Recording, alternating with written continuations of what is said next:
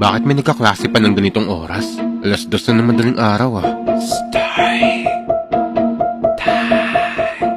Ako si Remjanya at gusto ko lang ibahagi ang karanasan ko noong December 20, 2017 bilang night shift sa trabaho sa paaralan ng Agusan National High School dito sa syudad ng Butuan City. Ngayon ko lang ikukwento to mula nang maranasan ko to.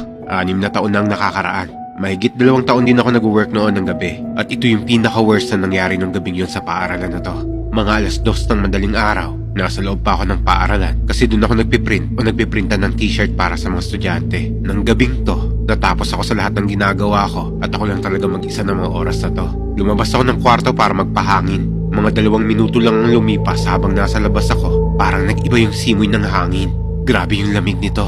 Ramdam na ramdam ko yung lamig sa balat ko. Tapos napatingin ako sa may room sa dulo ng school. Patay sindi yung ilaw. Siyempre na-curious ako sa mga ganitong bagay. Ang lakas kasi maka-paranormal activity. Kaya ang ginawa ko, lumapit talaga ako doon at nabigla ako sa nakita ko. Medyo malapit na ako nito. Nakita ko ang mga estudyante na nag-aaral habang 2:30 ng madaling araw. Biglang nagtayuan yung mga balahibo ko. Tapos yung kaluluwa ko parang humiwalay sa akin dahil sa takot. Tapos nakikita ko lang sila tuwing bumubukas ang ilaw. At pag namamatay yun, parang nawawala sila. Pero lumapit pa rin ako doon para i-on na lang yung switch ng ilaw para hindi na magpatay sindi. Pero pag sindi ko ng ilaw, nagulat ako kasi biglang tumunog yung kampana ng katedral malapit dito sa school na to.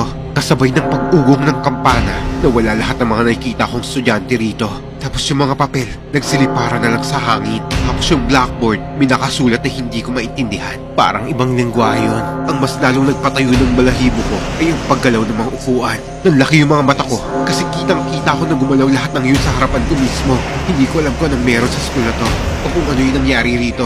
Kung bakit may mga estudyanteng nagpapakita o kung dati ba tong sementeryo. Pero isa lang ang alam ko, hindi ko makakalimutan tong karanasan na to.